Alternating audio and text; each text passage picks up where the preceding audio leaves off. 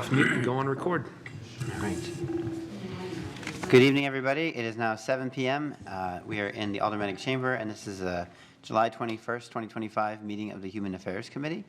It has been duly noticed in 2 different locations, including the city's website in accordance with the requirements of RSA 91A2, Roman numeral 2. Let's start the meeting by taking a roll call. All right. Alderman Thibodeau. Here. Alderman Senate is here. Alderwoman at Large Timmons. Alderwoman at Large Kelly. And Alderman Lopez. I am here. You have 3 in attendance. All right. So first up, Hang on. also joining us this evening is Bobby Bagley, Director of Public Health and Community Services. Latonia Musioli. Close. And Matt Sullivan. I do not see Chief Rourke. So. Okay. First period for public comment. If anybody would like to comment on any items expected to be acted upon tonight. Seeing none, we'll start with our discussions and presentations, beginning with the homeless outreach warming stations in the fall, which actually these are 2 items, aren't they? Director Bagley, would you like to come up? Any staff? And if you want, you can sit. If you prefer to present from there, then you're welcome to. Do you prefer? No preference. All right. I've been sitting all day. All right. Well, good evening, and thank you for inviting us to do this presentation this evening. Bobby Bagley, Director for our City of Nashville's Division of Public Health and Community Services, Chief Public Health Official. And I have with me this evening Latonia Musioli, who is our Housing Services Officer.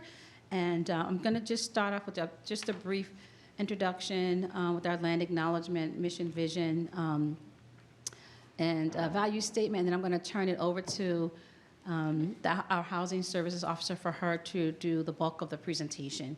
And we did bring a presentation, and you guys also have the paper copy as well. So just to start off with our land acknowledgement, we always like to do this to give reverence to the first peoples that were here. So we are in Nashville, located on unceded and unoccupied land. That is the Ndakana. And this is the traditional homeland of the Abenaki, the Pennacook, and the Wabanaki peoples. The word Nashua, we'd like to share, is from Nishuak in the Abenaki language, which means place of 2 rivers, which we all see how we're surrounded by the 2 rivers. And so we also like for a pause to acknowledge the first people that were here that nurtured these lands, as we now have the responsibility to do the same.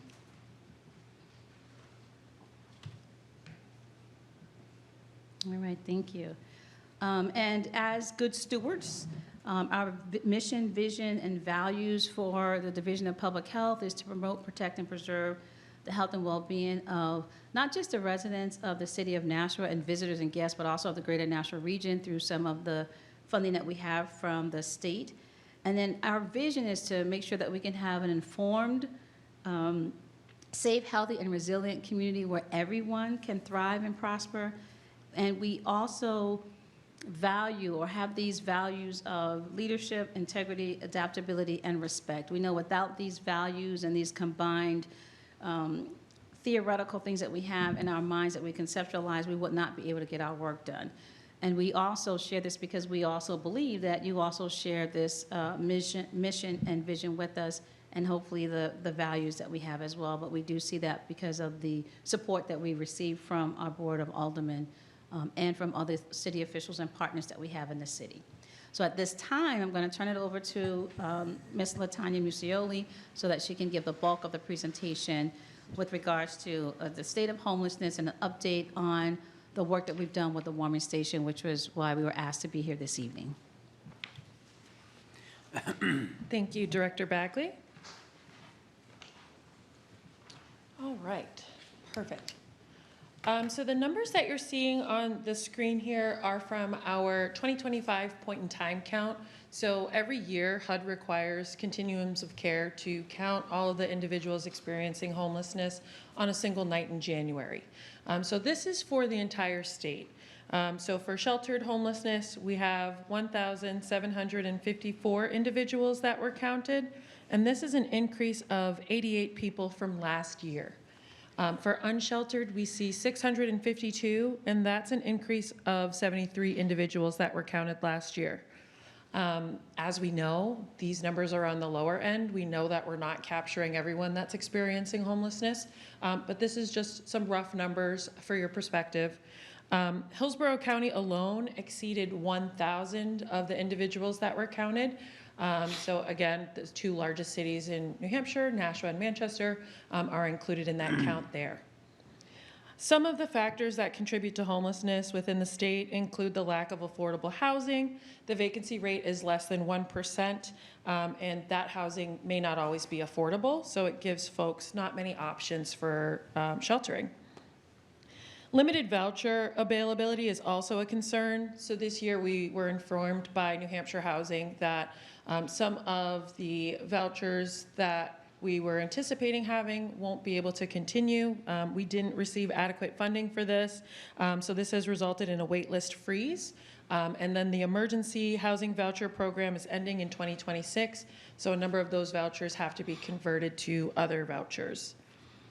This results in an inability to move households from some of our temporary sheltering options, such as transitional housing, which in turn hurts our system performance measures through the COC, which may result in a loss of funding or just not being eligible for new funding because it's increasing the length of time homeless. So individuals that are in transitional housing are considered homeless according to HUD. So anything that would extend that time does hurt our community. Something else that was noted is limited shelter beds. So that continues to be a barrier for folks. The reduction in workforce, so that includes outreach workers. So because of some of the changes at the federal level and some of the grants that we're no longer continuing, we do have a reduction of outreach workforce in Nashua.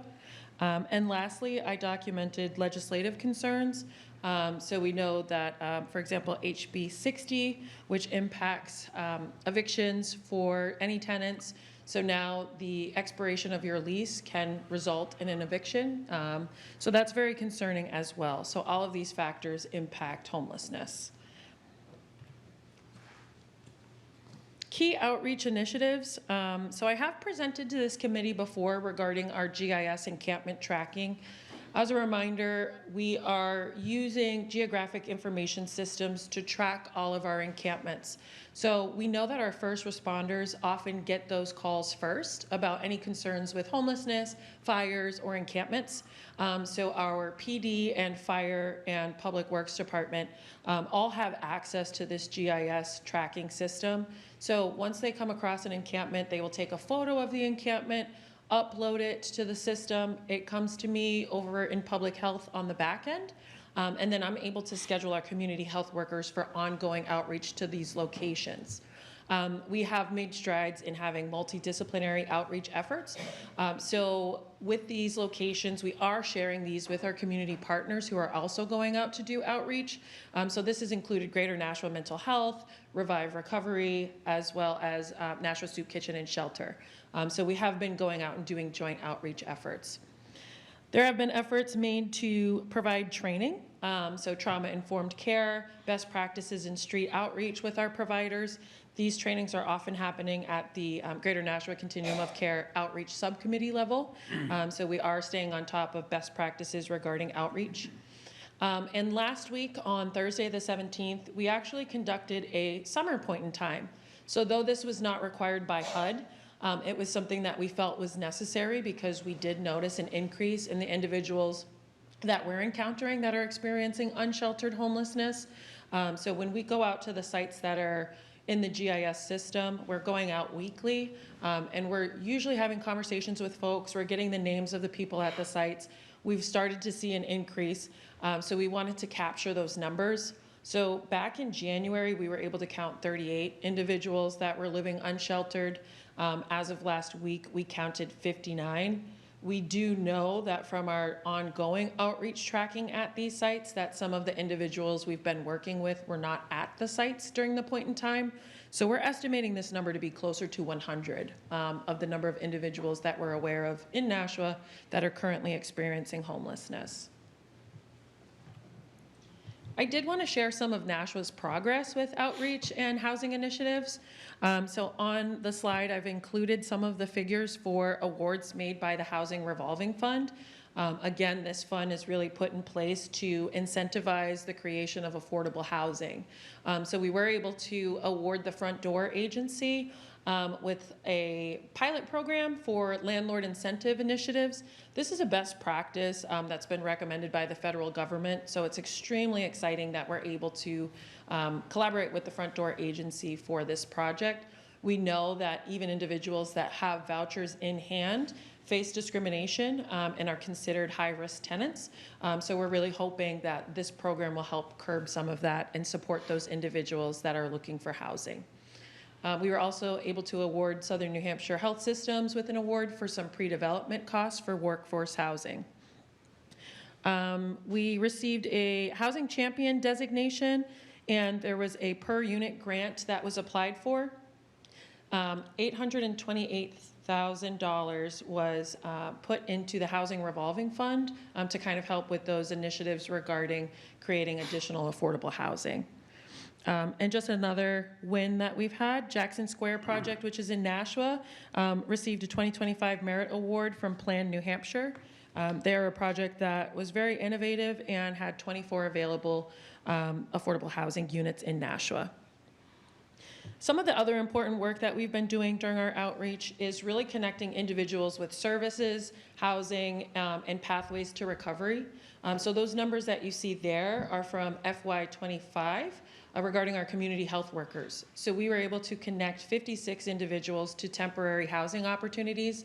This may be safe haven, emergency shelter, or transitional housing options. Our community health workers were able to support 41 individuals with getting into apartments, so we consider that permanent housing. Community health workers were able to support 37 individuals with obtaining employment. They were able to support 16 individuals with getting into recovery housing.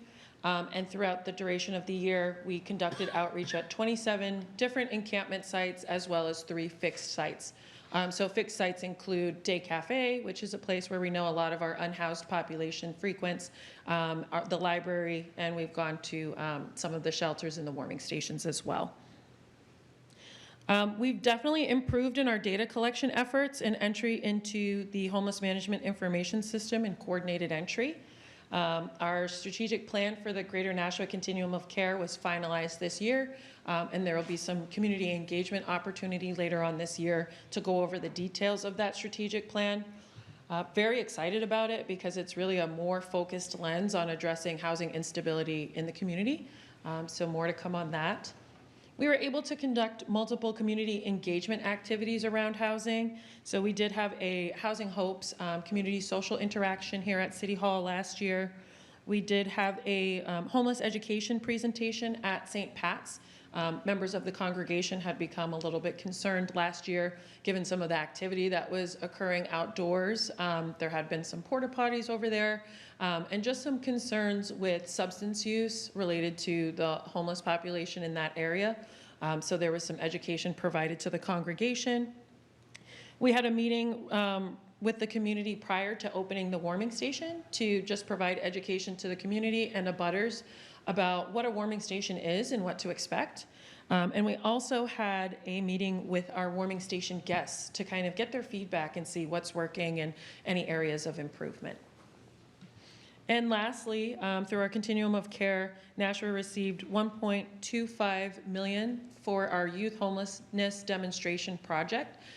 So this is for youth ages 18 to 24, and the Front Door Agency is hosting this program, and it's for rapid rehousing and emergency transitional housing for youth. So we're very excited because we know that our youth have been an underserved population in our community since the closure of Stepping Stones. So we're very excited to have this funding and have the Front Door operating this program. I have passed out 2 reports that we've received One of them is from the Institute for Community Alliances, and it's a Nashua data brief based on our HMIS data. So you can have some time to review that. It will just go over really the data that's been inputted into the system and any recommendations that ICA has for our community. And some of those are listed here on the slide. I've also attached something from our HUD Technical Assistance Consultant, ICF, and this is really focusing on our system performance measures for the continuum of care. So again, those measures include length of time homeless and exits to permanent housing. So some of these recommendations include increasing rapid rehousing resources. This is something that takes funding, so it's not as easy as it is said. Improving transitional housing outcomes, improving shelter outcomes. So again, this would be decreasing length of time homeless and increasing exits to permanent housing for both of those. Expanding housing navigation supports, considering municipal master leasing, and improving homeless prevention assistance. Some other solutions that have been recommended by the federal government's U.S. Interagency Council on Homelessness, implementing safe parking programs for people that are sheltering in their vehicles, sanctioning encampment sites, resource drop-in centers for communities, and more sheltering options for interim shelter solutions.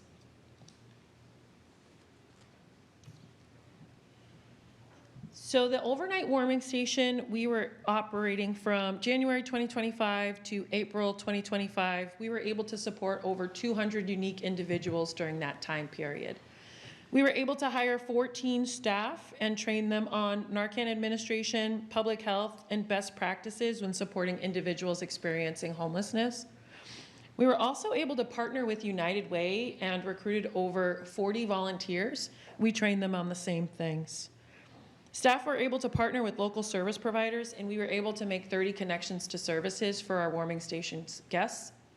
We were able to reverse 2 overdoses on site, and we were able to use the overnight warming station as a point-in-time site. So this really helped with our data collection practices. I will step to the side and allow Director Bagley to speak to the operating expenses.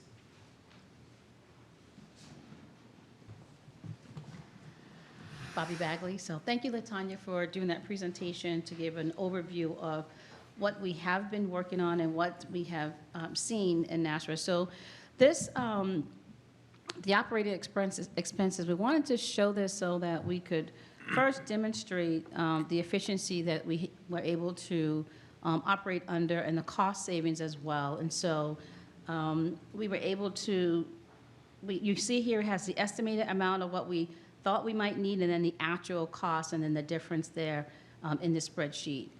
The biggest piece about this is that we actually had solicited for contractor prior to the City of Nashua's Division of Public Health and Community Services taking us on with per diem staffing. The bids came in, and one of the subcontractors that put in a bid had run the warming station that year prior for us, and the bid came in at about $147,840, which was much more expensive than it had been the year before. Our goal was to get this started in December, and the year before they got it started in about February, so that's why there was the additional cost that they had anticipated in their contract. Because we also wanted to get this started in December, some of the subcontractors weren't able to do that, get that going for us fast enough, and so we thought that we could bring on some per diem staff that were folks that would have other jobs, and that were related to this work that we're doing, working within the community and with populations, and would do gig work. So they would take on extra hours to support this, and we did it.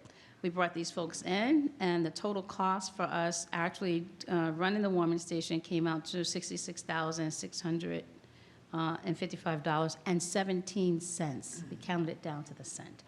And so we were able to save a large portion of funding, up to about $80,000.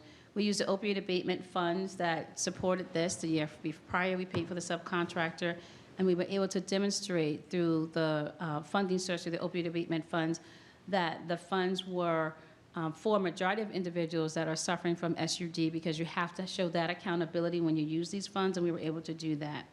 And so we do plan to have the warming station run again for fiscal year '26, and it will be staffed the same way with the per diem gig workers from the community. We already have folks that are interested in working at the warming station.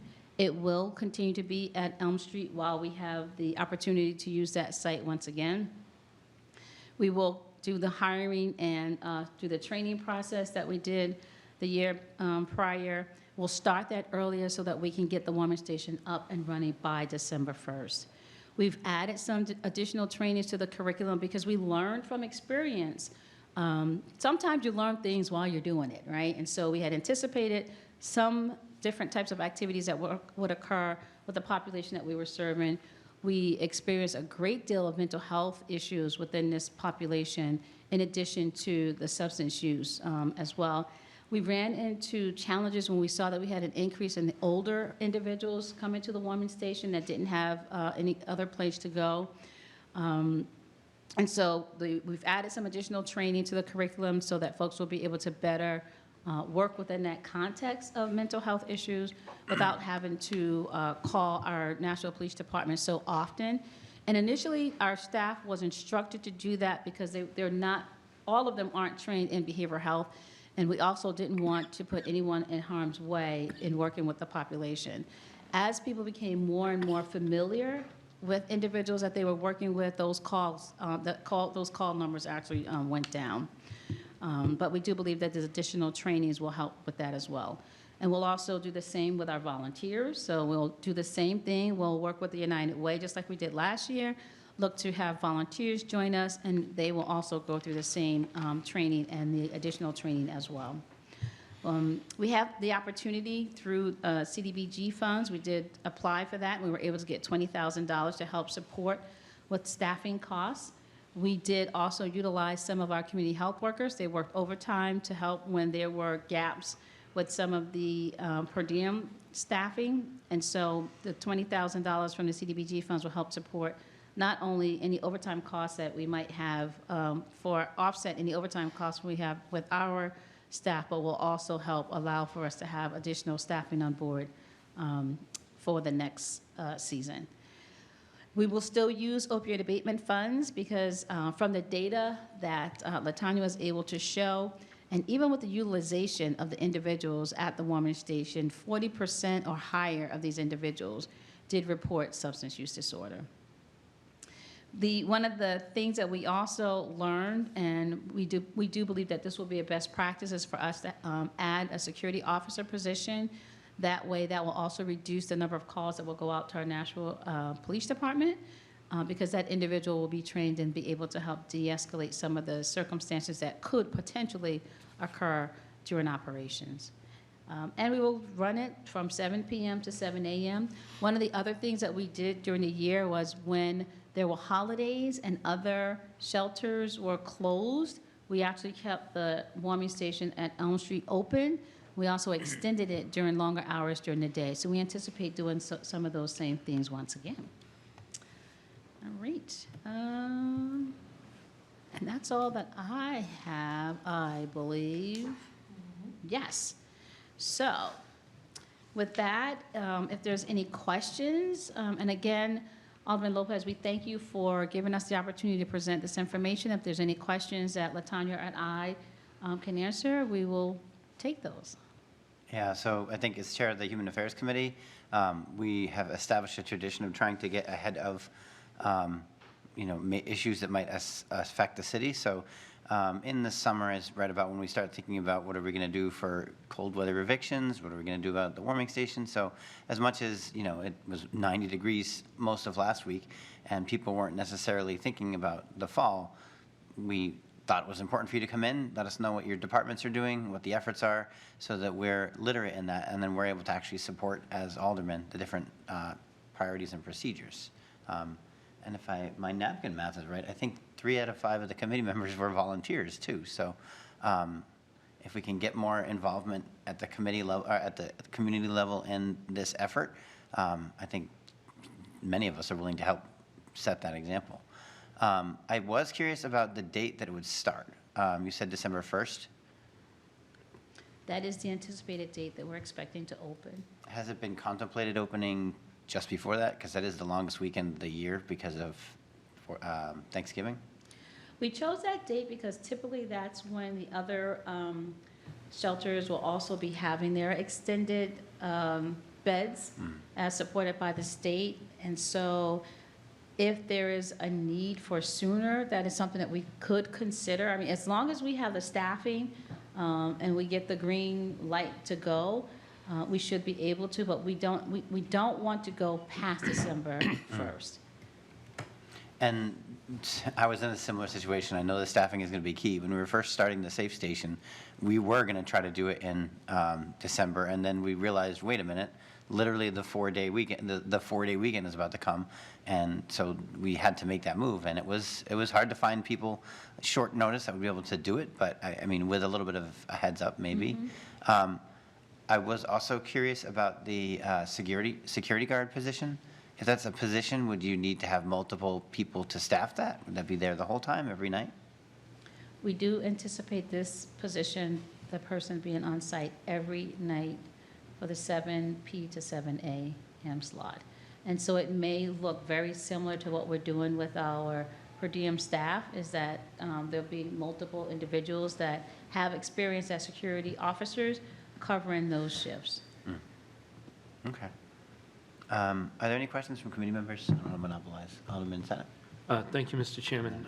And thank you for this presentation tonight. I know last year I was making a whole lot of noise about this, so I'm really pleased to see that it's July 21st, and we have a plan in place right down to when we anticipate hiring, training, et cetera. So thank you for your proactivity on this. I did just have a couple of questions, less relative to the warming station, but earlier in the presentation.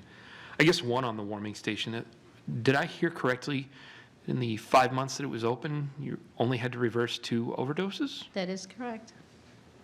I don't want to see any necessarily, but I'd say that's a relatively positive number. Yes. So I'm glad to hear that. I understand how firsthand experience with that could be a little troubling, so I'm glad that that wasn't a frequent occurrence for the staff. Going earlier in the presentation, a couple of best practices that you had referenced that we discussed here before. A sanctioned encampment site is, I guess my first question, because I've seen a lot of conjecture out there, is there currently a sanctioned encampment site designated by the city of Nashua? Currently at this time, no. All right, thank you for clarifying that, because I think that there's been some assumptions made based on the volume of folks camping in certain sites that the city has authorized that or designated that as an encampment site. So I'm glad to hear you clarify that that is not the case, just to clarify that. Sort of in a combined question with that, along with the safe parking program, I know those are discussions that have happened behind the scenes and, with many community stakeholders, law enforcement, first responders. Where do you feel that we are in regard to either of those options, whether it would be an actual designated encampment site for people who are living in the elements or a safe parking program? Do you want to answer? Sure. So we have been having these conversations. I think Director Bagley and myself have been kind of trying to steer more towards a resource drop-in center. So we did provide a proposal for that earlier this year for the Capital Improvement Committee.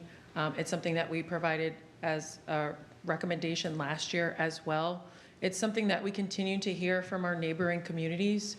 So we have met with the Lowell Health Department. We've been meeting with the Manchester Office of Housing Stability. We met with New Jersey, who had a 53% reduction in homelessness.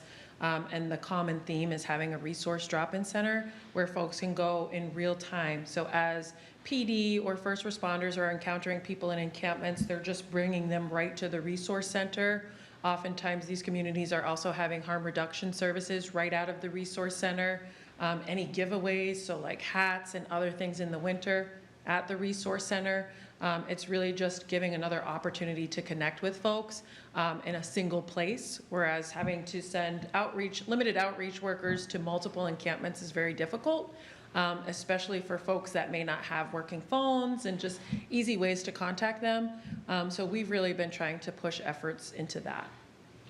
I'm glad to hear that that's more the direction that the city is contemplating, because, I mean, as difficult of a conversation as it is, I've had similar conversations on topics completely unrelated to the subject of homelessness and encampments and parking. Is the bottom line is that we're built out, and to try and designate something like that, I know would make the work a lot easier to understand that everybody is here. We have folks, everybody here, but as we saw in my neighborhood a couple of years ago, you're not going to institute that without upsetting somebody else to potentially catastrophic proportions. We saw that situation on Crown Street spiral out of control really, really quickly when it happened. So I am very supportive of the idea of a drop-in center, a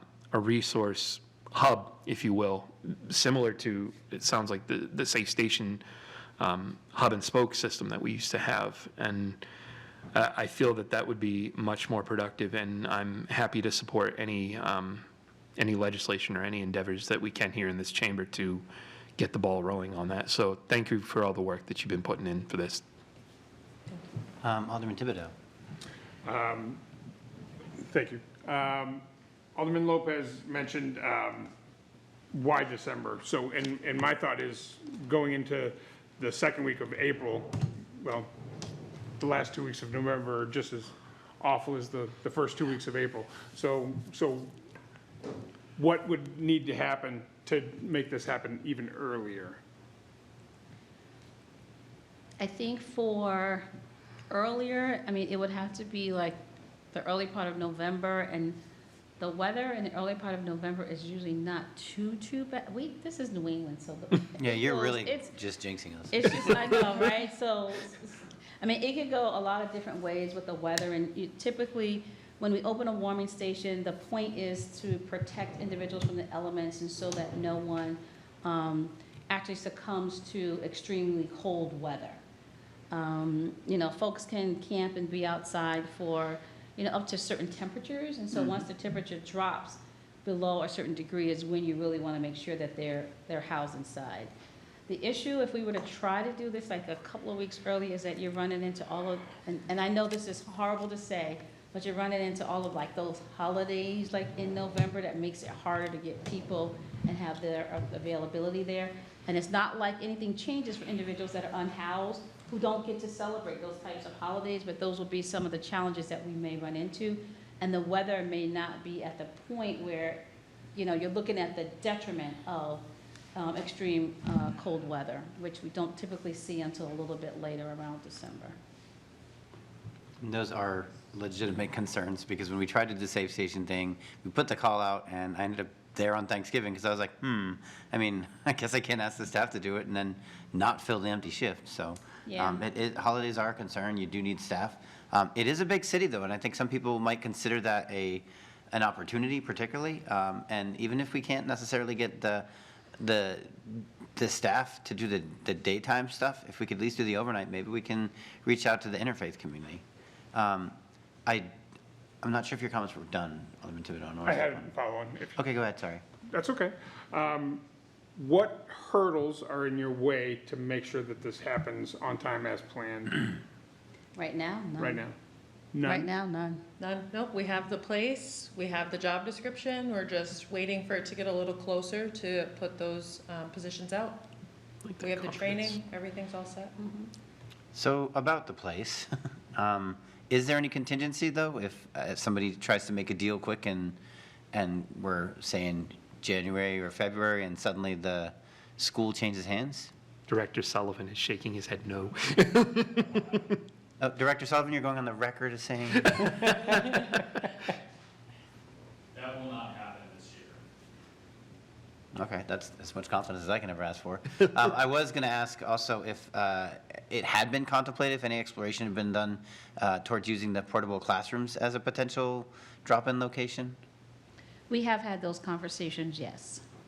There's a cost to that, though. That's the cost So, of everything. oh, yes, and so, I mean, as long as we have the funding, to support it, we are looking into the possibility of utilizing the classrooms as the potential resource center or drop-in center location.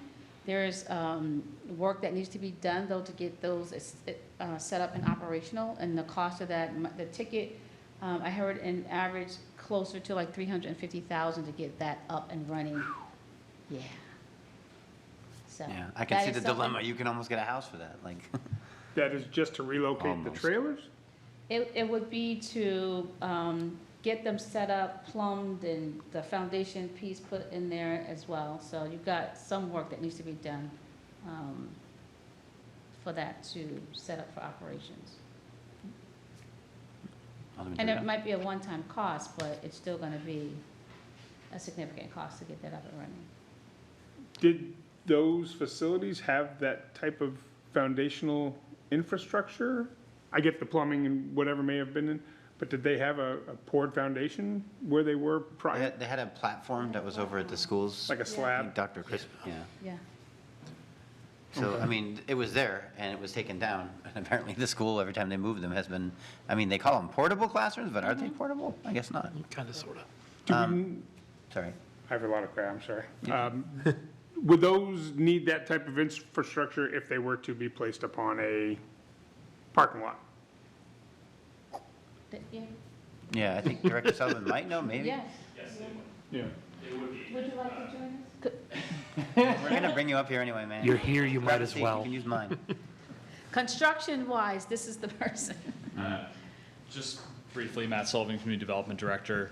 The intent would be to put them in a location that would at least be a semi-permanent home for them, not to move them around from site to site. And so as a result, any location that were to be selected would need a full sewer hookup, water hookup, and yes, a permanent foundation, whether a slab on grade or something with an elevated frost wall, that kind of configuration. But ultimately, Director Bagley is absolutely right. The costs were estimated between $300,000 and $350,000 literally to just do that work.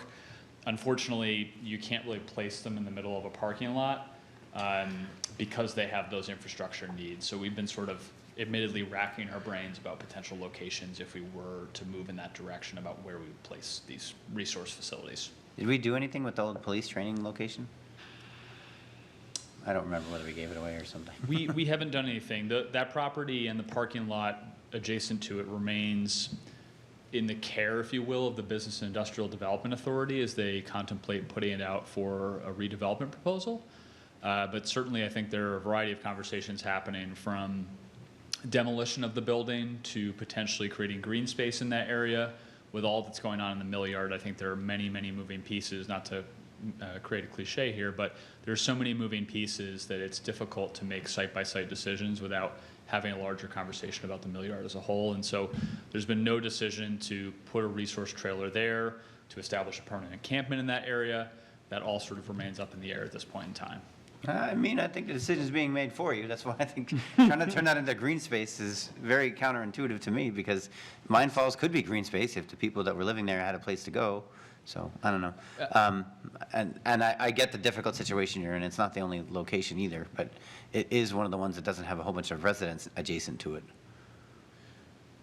Agreed, and I think we've had that conversation, and I think whether it's the resource center, the warming station, or even the safe parking areas, one thing that we continue to struggle with as a theme is abutter impacts, location selection for any of these potential uses. While we know there's a need, there's literally no perfect location for any of these things. And so Alderman Lopez, to your comment, the Pine Street extension site as an encampment as it exists right now, albeit not a city endorsed one, In some ways, it's well protected, it has access to services, it's been a fairly successful site, but establishing something more permanent there comes with longer-term consequences that we haven't really fully evaluated on our end, I would say.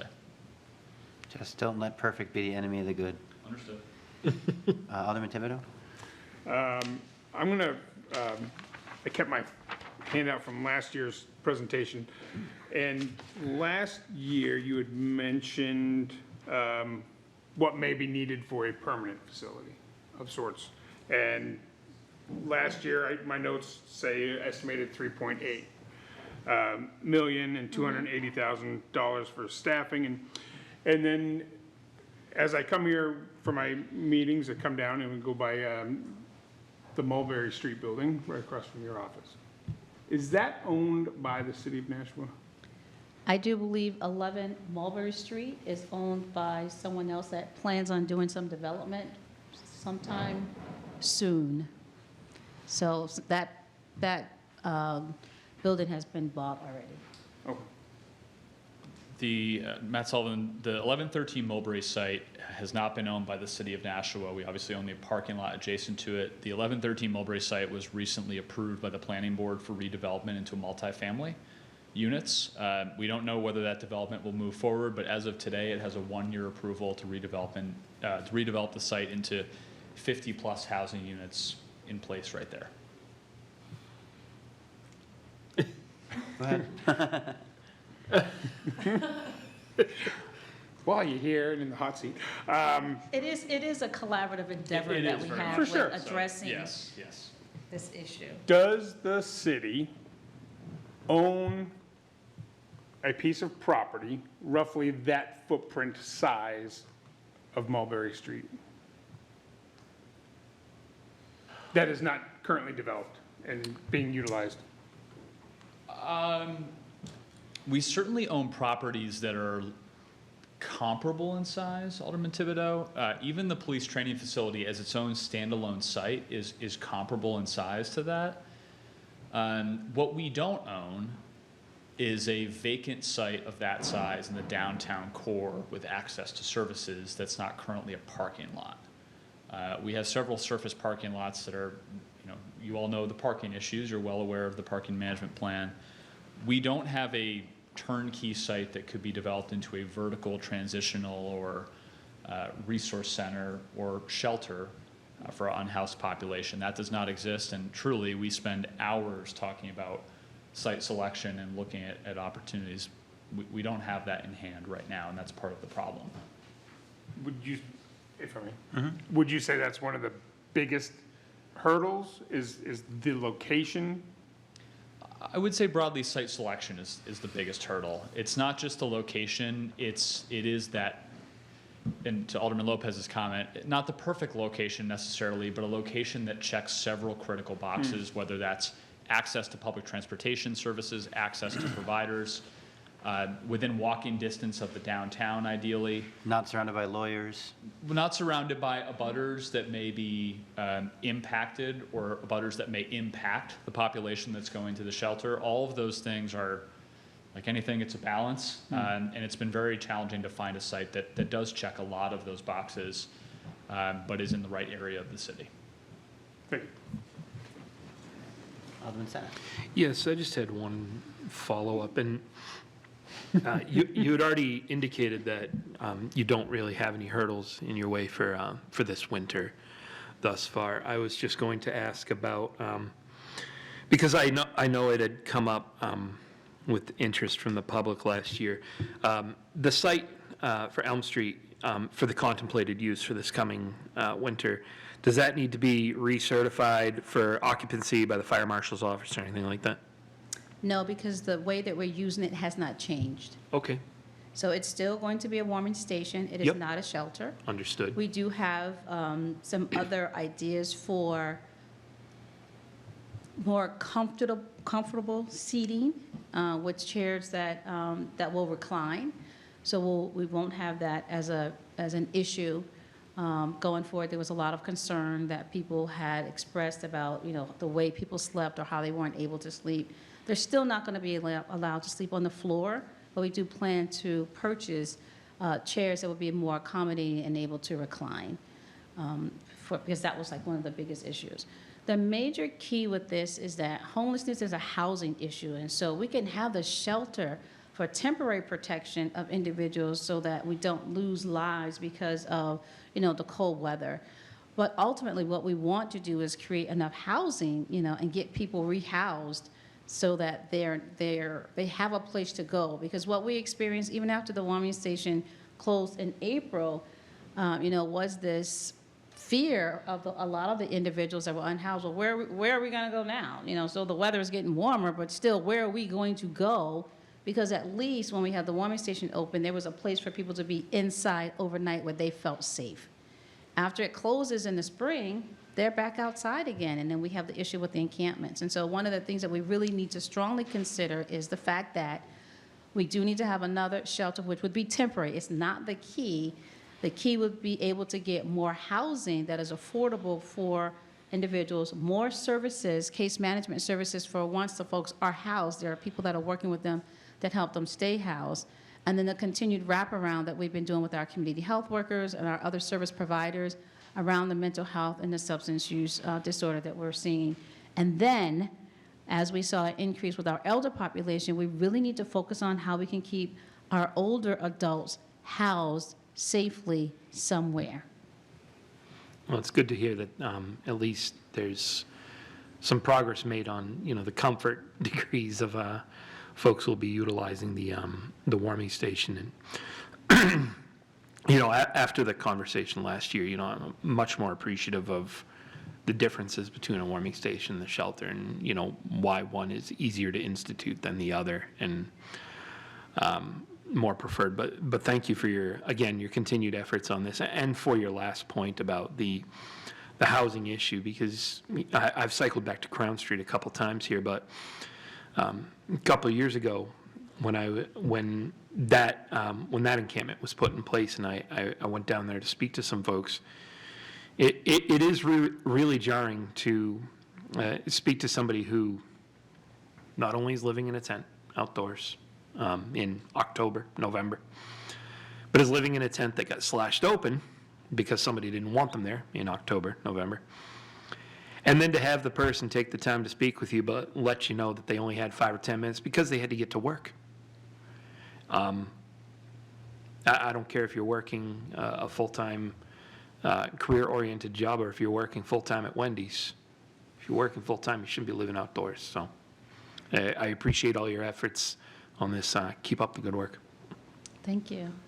I think we all learned from the Stanford prison experiments that if there's a section of the population that if it is given a reason to abuse people, then it will. And so homeless people are targets, and they need safe places so that they can focus on making their lives better and improving it, and getting themselves out of the situation. And I think as a city, we do need a certain level of capacity to address housing emergencies. And that's why I disagree slightly with the focus solely on housing, because I think we do need enough throughput that people who are experiencing a housing emergency can have a place where they interact with case managers and outreach workers. And a warming station is an opportunity for some of that, but we can't hold on to people long-term and engage, in the same kind of relationships that you can see in a more residential setting, even if it is temporary.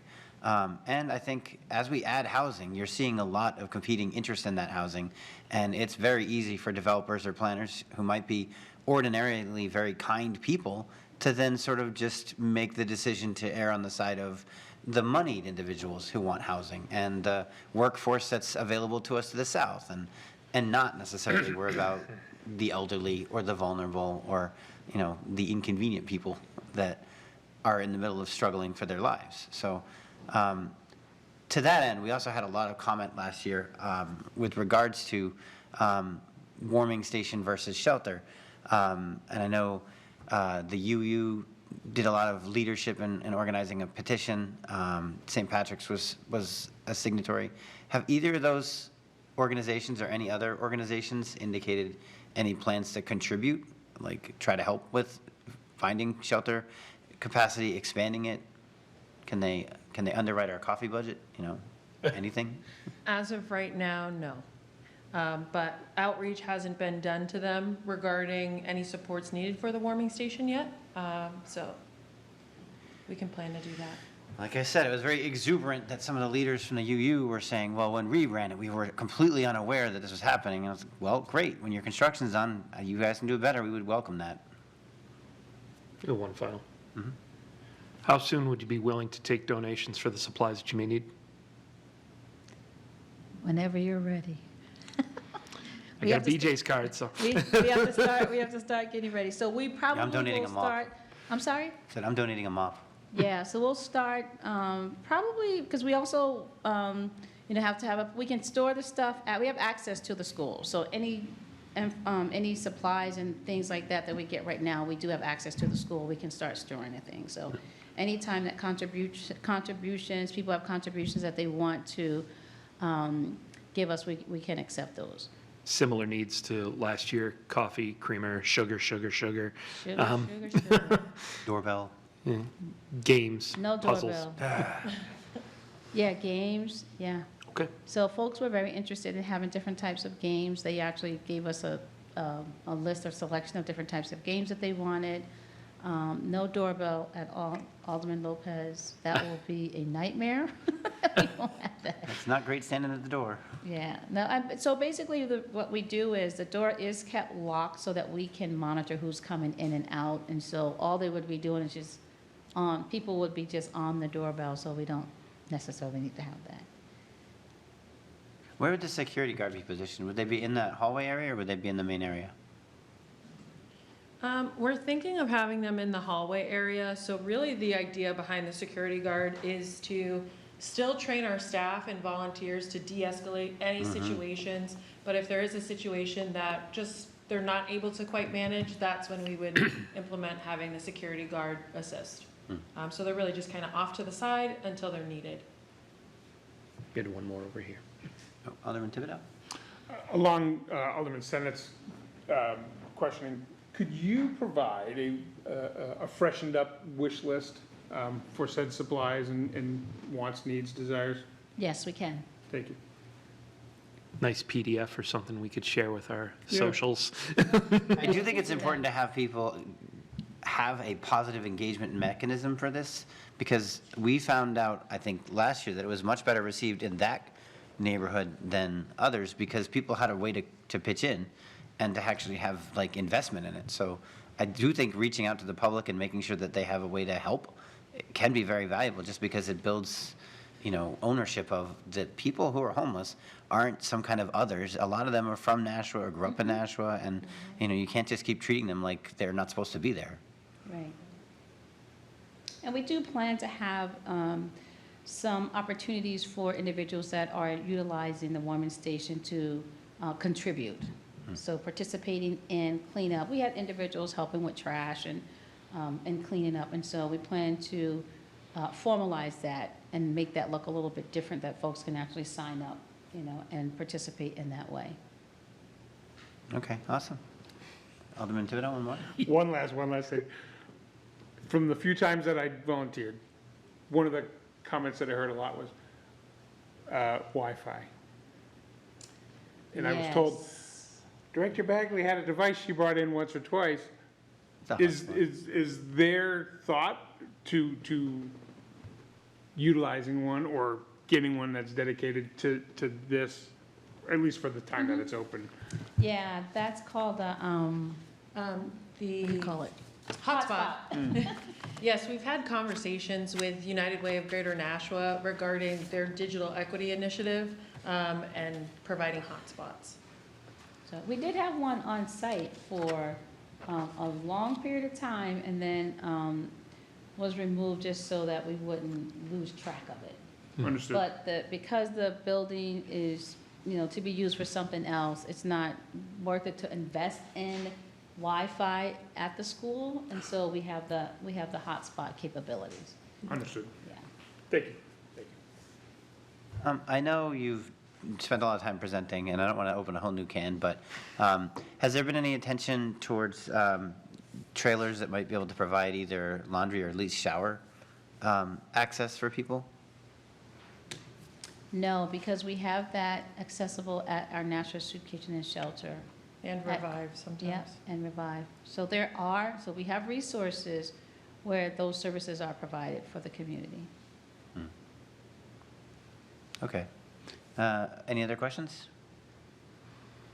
Thank you for your time and your presentation. Thank Thank you. Thank you for the time. Next up, communications. There are none. Unfinished business? None. New business resolutions. We have in front of us R-25-186, amending the U.S. Department of Housing and Urban Development Home Investment Program American Rescue Plan Act Fund Allocation Plan. I will make a motion to recommend final passage. All right. Director Sullivan, have we ever done anything like this before? Have we ever amended a HUD plan? You have amended a HUD plan many, many times, and in Every fact, this meeting. is the second amendment of this specific HUD plan. Alderman Lopez, you've given me a nice little segue into why exactly I'm here this evening for our 25-186. This is, as was just mentioned, the second amendment to the city's home ARP. These are home investment partnership dollars that you typically see going into affordable housing projects that we received specifically as part of the American Rescue Plan back in 2021. In 2022, as part of R-22-060, you actually adopted a home ARP allocation plan that delineated categories in which you would deploy these home ARP funds throughout the community. And there were actually 4 specific categories identified. And by way of background, the city received about $1.5 million in home ARP monies at that point in time. And you put it into the following 4 categories: supporting services, or supportive services rather, for nonprofit agencies; affordable rental housing creation, which is really kind of the most traditional use of home monies; nonprofit operating / capacity building; and administration. So actually monies that the city would use to administer the funds based on the various levels of compliance and administrative requirements. And so all in all, you put that $1.5 million into those 4 individual categories, and you actually attach dollar amounts to those. Then something a bit interesting happened, and this is something that was uncovered over recent months, and that's part of the reason why I'm back before you. I mentioned those 4 categories. At the end of 2022, as part of this legislation, R-22-060, the Human Affairs Committee actually had significant discussion about modifying some of those categories. And in fact, you changed the categories to say, rather than nonprofit operating, you said nonprofit capacity building. And then rather than a larger amount going to affordable rental housing, you said we'd like to do tenant-based rental assistance money. So there was a very deliberate conversation as part of the Human Affairs Committee's consideration of the legislation back in 2022. For one reason or another, and I don't think we need to understand exactly how this happened, but despite those very deliberate conversations and despite a motion to amend at this committee, ultimately the legislation that went back to the Board of Aldermen did not include the amendments to those categories. And so despite that very deliberate conversation, the amendments were not made, and this was just recently uncovered. Do you know the date of that meeting? I don't, Alderman Lopez, but I can provide background. I actually have a full timeline that I built out for this as I drafted the legislation, but there were actually 3 to 4 continuances of the conversation around this legislation because we were waiting for different information. It was very confusing, but I can send you the timeline. I think it was literally just an administrative error perhaps, or something wasn't properly reflected, but the bottom line is that the allocation plan that went to the Board of Aldermen did not reflect the categories as amended by the Human Affairs Committee. And so that plan was adopted. And in fact, we went forward with the correct categories that you had discussed and attempted to amend. So in a way, we were going forward with categories that were not reflective of the Board of Aldermen's ultimate adoption action. So again, I don't want to get too much into the weeds here because this legislation this evening solves all of these problems, I hope. So that happens. Ultimately, back in 2024, I came to you with the first amendment to the legislation, R-24-078. I was specifically requesting to use the administration category to actually bring on a consultant to administer the ARP funds rather than city staff doing that. That was based on significant staff transition that was happening at the time and the very specialized nature of these funds and the compliance and reporting associated with them. So you approved that. We were therefore authorized to bring on a consultant to help do this work. Following that amendment, we actually got to work. We went out to the community. We have some of the agencies in the room this evening. We issued a notice of funding availability based on the categories as we understood them. We solicited applications. We received 7 applications, really, from 5 independent agencies, all of which we're proposing for funding this evening, just as a note. And we had an internal review committee that analyzed the eligibility of the requests, analyzed the specific dollar amounts that were being requested. And ultimately, over the last year, we've come up with a slate of recommended funding awards for these home ARP monies. And also just mention here that we have received no direct threat or questioning implying that these monies will be pulled back at any given time. We've had some questions, of course, but we believe these monies are good to be obligated and implemented, hence the reason we're back before you this evening. So while we were creating our slate of awards that are included in the second page of the legislation before you, we received an interesting letter from the U.S. Department of Housing and Urban Development indicating, in fact, that there had been an administrative error at the federal level, and we had received the incorrect allocation, and there needed to be a slight allocation adjustment.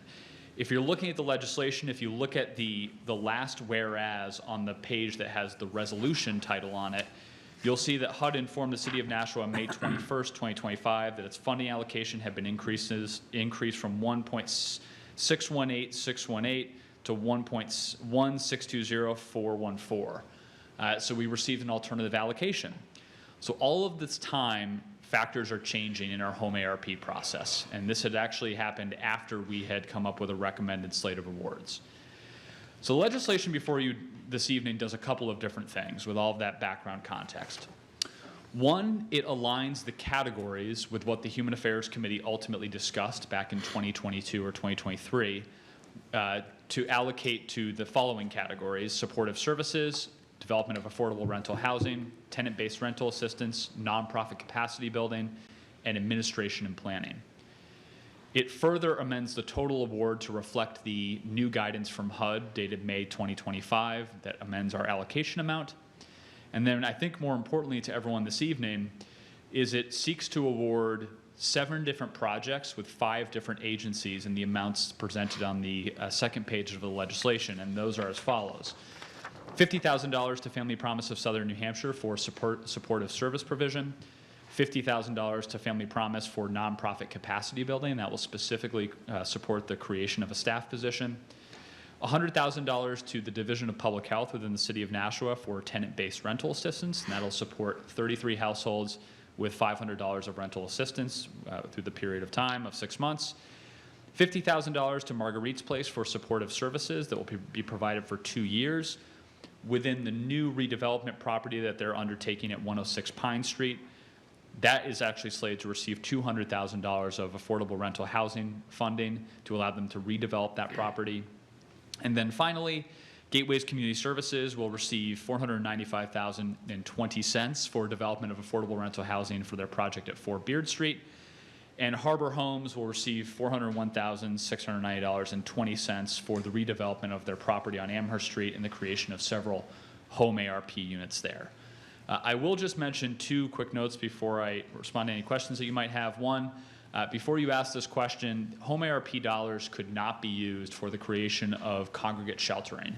So one question we received almost immediately was whether or not these monies could be directed to the creation of a shelter for unhoused individuals or a similar format. These cannot be used for congregate sheltering purposes, and so that was not an aligned use. The other thing that I'll mention is that these funds are narrowly applied. They can only be used to support housing that provides housing opportunity for qualifying populations, particularly those at risk of homelessness. So we have several factors in our eligibility testing. We worked with the agencies to make sure they understood these. These populations are very narrow under home ARP. They have to be individuals that are at risk of homelessness, and therefore the housing being contemplated here will serve those folks specifically. I'm happy to get into any of the details of the 7 awards being recommended this evening or the 5 agencies that proposed them, but we're very excited to bring forward this recommended slate of funding and hopefully get these projects kicked off over the coming 6 months. And finally, I'll just say you'll see there's one clause in this legislation that I actually added, and that is that should any of the project amounts change, We do want to reserve an administrative ability to flex funding between the awards up to 10% of the total amount of the award in the event that one project spends less but another project needs more. We've built in some flexibility here, and so those amounts could be adjusted administratively without the Board of Aldermen weighing in. But of course, we'd be happy to come back to the Human Affairs Committee and make you aware of any such adjustments should they need to take place. With that, Mr. Chair, happy to answer any questions about the background or the specific awards. And I know the agencies are here as well, or some of them, to answer specific questions about the programs as well. Thank you. All right, any questions from the committee members? Alderman Senate. So we have a proposed amendment in front of us Yes. with some red markup Thank you. that below the 7 awards indicates an unallocated amount for development of affordable rental housing, the amount of $30,930.90. Can you speak to that? Yes, thank you, Alderman Senate. And actually, I'll have to admit, I forgot the amendment that I had prepared, so thank you for bringing that up. Do you want to? As part of that, thank you, Alderman Lopez, appreciate it. As part of the revised allocation from U.S. Department of Housing and Urban Development, we received additional funding. We had significant conversation about where to allocate those funds, but ultimately, we believe we'll need an unallocated amount of about $30,000, $30,930.90. Ultimately, those funds will actually be used to likely perform what are called environmental reviews as required by HUD of the various applications, particularly the construction applications or construction awards that are being considered. And so we're putting them into an unallocated category so we have more flexibility. But for the purposes of transparency, we intend to use those monies for environmental reviews for the projects. But that just reflects that extra amount that we receive from US HUD. I got to ask a follow-up because if I don't, it's going to bother me. So above the chart, where it says now therefore be it resolved, that same $30,930 figure is listed for nonprofit capacity building, but in the chart below is listed for development of affordable rental housing. Is that an inconsistency that should be corrected?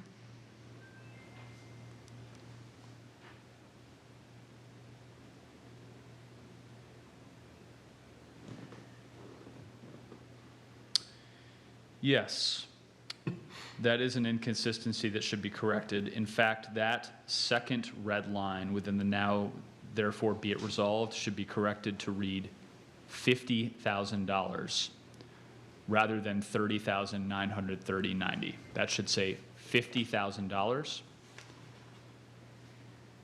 And the reason for that is that the $30,930.90 is actually being moved to the development of affordable rental housing.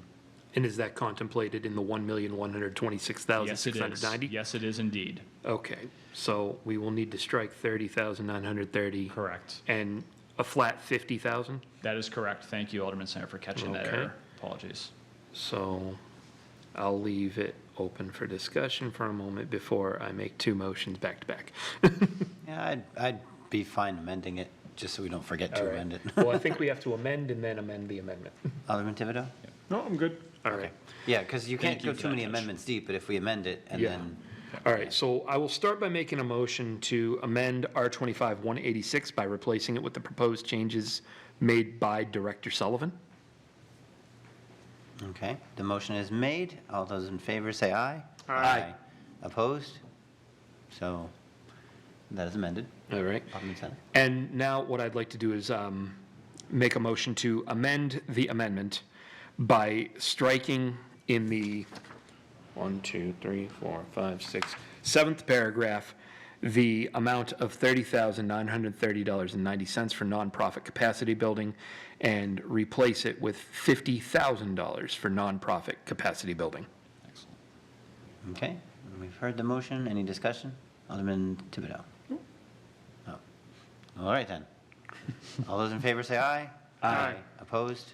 So we've amended the amendment for that correction. Can you check the front and make sure the numbers line up? Because I remember it says like 1618618. Is that the same number? So that is the total allocation that we are being increased from. Okay. And we are increasing to $1,620,414. Okay, we don't need to edit anything over there? I don't believe so. Okay, I just remembered seeing it and then realized I handed my copy Yep. copy away, so I was like, oh, Sure, all yeah. right. So regarding the background of the question, my napkin impression was that there was specific concern, I think, if this was the conversation, about how a specific organization was leveraging funds, and it was on the part of a former committee member. Okay. So I'd want to double check that and make sure that that was what we were trying to do and why. Do you have an opinion about adding capacity building instead of operating costs? Alderman Lopez, I don't. In fact, I would argue that they're very similar in the way that the funds are going to be used. I don't want to say it's semantics necessarily because they are different things than the home ARP world, but I think ultimately the nonprofit capacity building that's contemplated here is functionally an operating expense. So I think it really is a semantic issue, and so I have no objections to the changing of the categorization. I think we heard earlier in the comments that Nashua relies very heavily on its nonprofits, and sometimes they're doing things that we can't do. So I've never seen a contradiction between that. I know there's been in the past city staff who felt like the city shouldn't, quote, underwrite nonprofits, and they don't have money, and they're supposed to be non-profitable, and if they need to expand their programs, then maybe we should be at least willing to be a partner in that. So I just want to make sure there isn't a particular approach that's different. Capacity building to me means you're building their administrative capacity or their mission capacity. Operating expenses, I mean, if they're doing something for us, then maybe we should be open to that.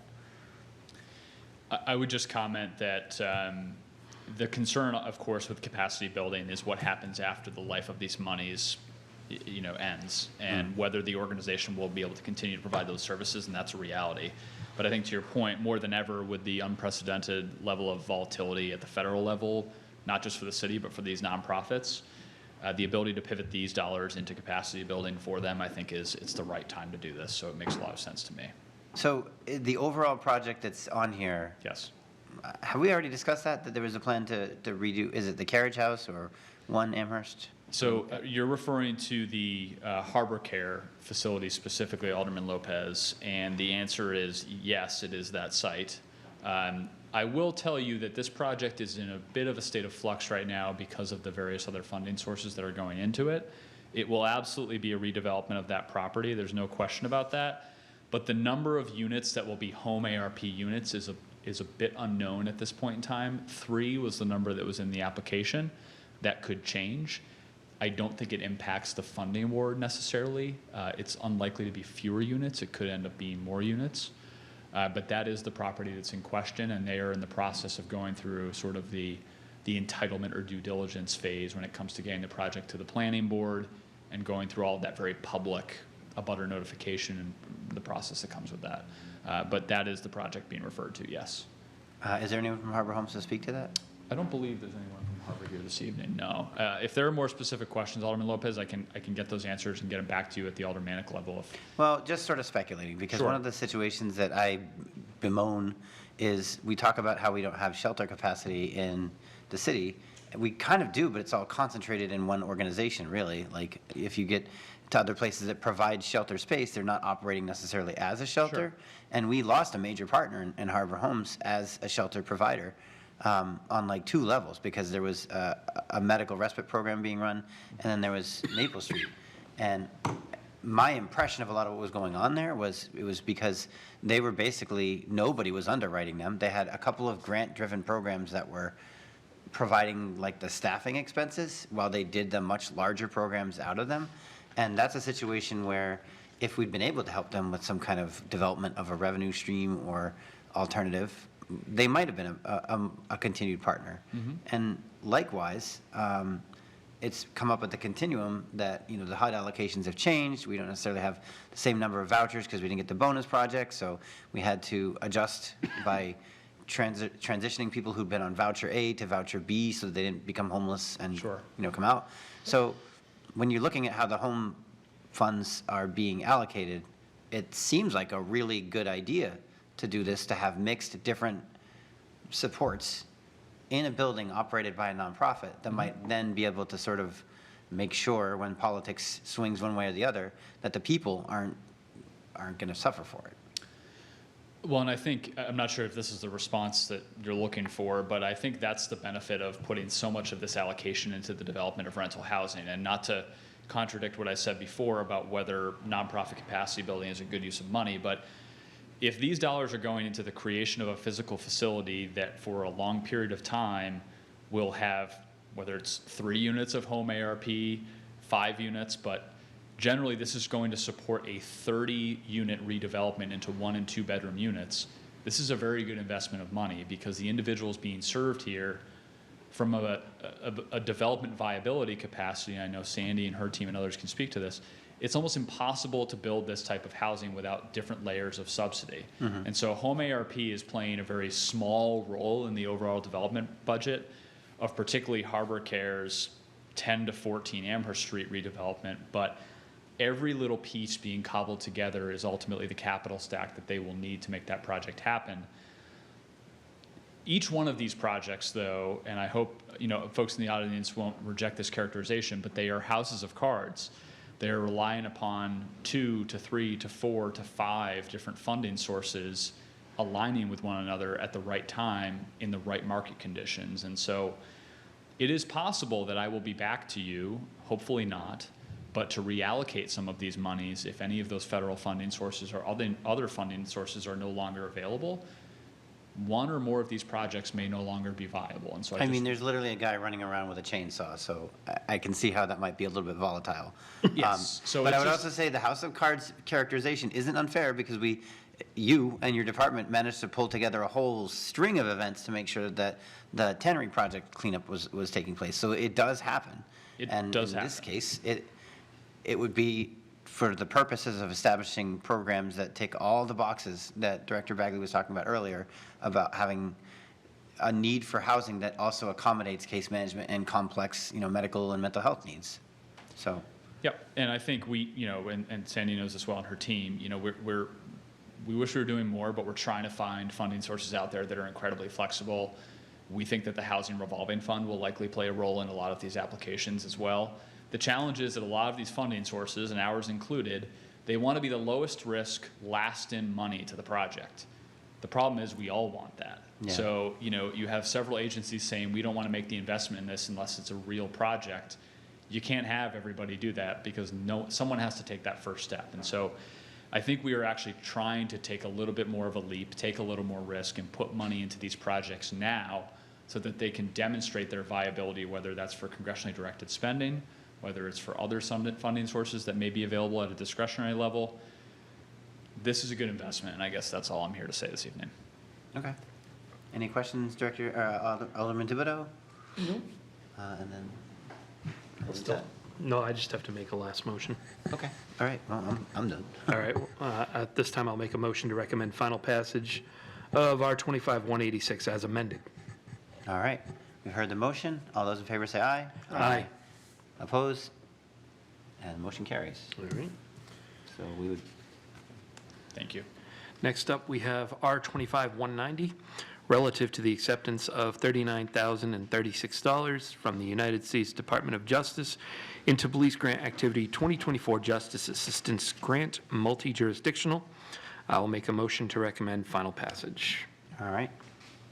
Good And- evening, gentlemen. My name is Steve Helm, and I'm a police officer with the Nashville Police Department, and I am here to speak on behalf of this resolution.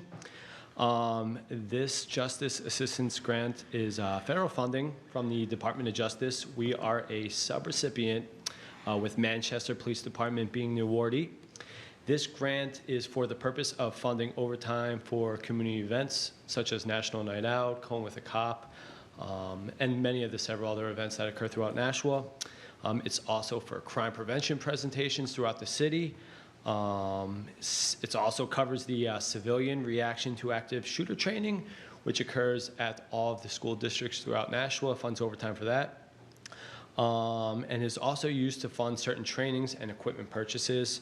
This is set to expire September 30th, 2027. And I think that's all I have to speak on behalf of that. You guys do a lot with a grant. Yeah, exactly. And it's in small increments, but it is used to cover overtime for those things. So. Is it a matching grant? Is there any commitment on our side? No. Any other questions? All right. Seeing none, all those in favor say aye. Aye. Aye. Opposed? Nay. All right, motion carries. And then next before us, we have R-25-191, relative to the acceptance of up to $350,000 from the New Hampshire Department of Safety Homeland Security Grant Program into police grant activity, FY26 Homeland Security Grants. I will make a motion to recommend final passage. How much does this one do?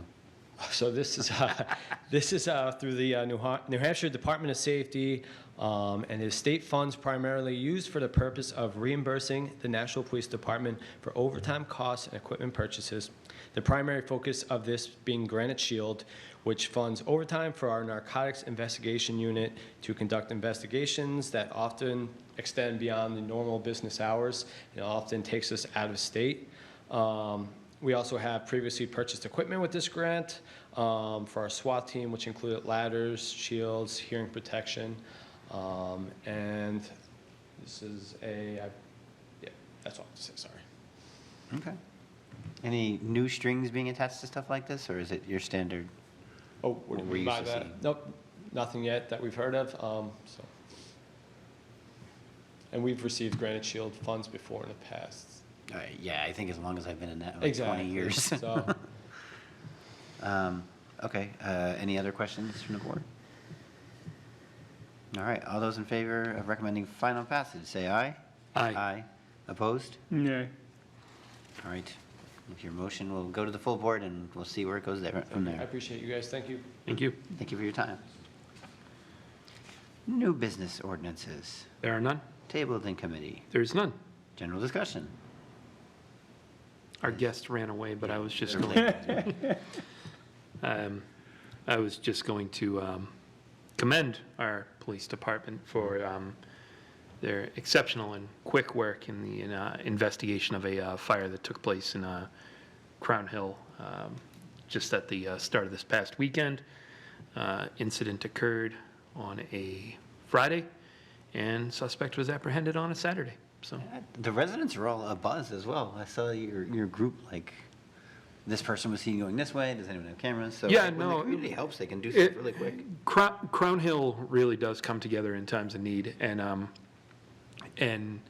the residents there definitely played a major role, not just in the investigation and helping out the investigators with the evidence that they needed, but also taking care of one another. I mean, this fire occurred in the wee hours of the morning, and I happen to know folks personally down there who were welcoming neighbors into their home at 3 o'clock in the morning, just so that they'd have a safe place to be while the fire was extinguished. So, Didn't you have one a couple months ago where someone broke in and saved the dogs, like pets? yes, not far from this one. That was a separate incident that we did actually recognize in this chamber because of it was an electrical mishap, but that But there's a pattern. Your neighbors are stepping up. yeah, no, that's been my experience since we moved to Crown Hill. I mean, I don't even think we had our furniture moved in, and we had purchased a new patio set and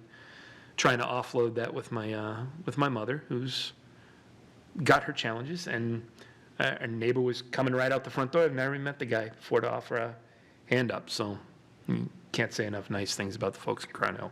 Nice. That's all I've got.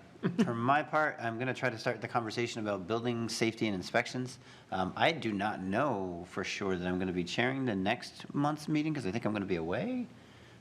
So I'm going to try to make the arrangements anyway because it shouldn't be a one-man show, you know, but we will need to double check our quorum, I think.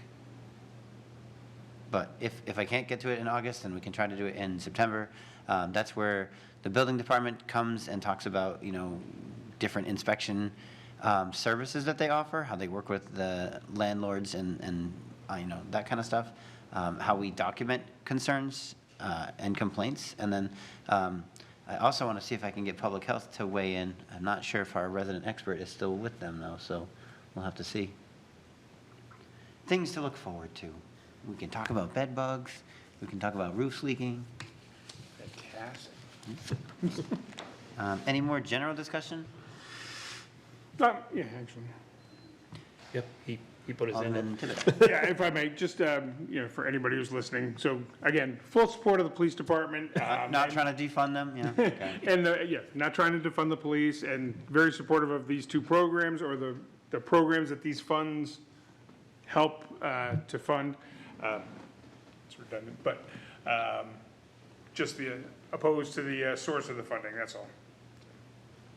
Well, we just had a whole meeting because the federal government changes its funding amounts all the time, so can see how you might not want to budget on that. Public comment. Any members of the public wishing to speak? There appear to be none. Remarks by the aldermen. This Saturday is the summer stroll. Come out at 3 p.m. on Main Street, and don't try to drive through Main Street because you won't be able to. You'll have to go around. But that's okay. That's what the Broad Street Parkway is for, or Veterans Parkway. Alderman Thibodeau had. Alderman Thibodeau, go ahead.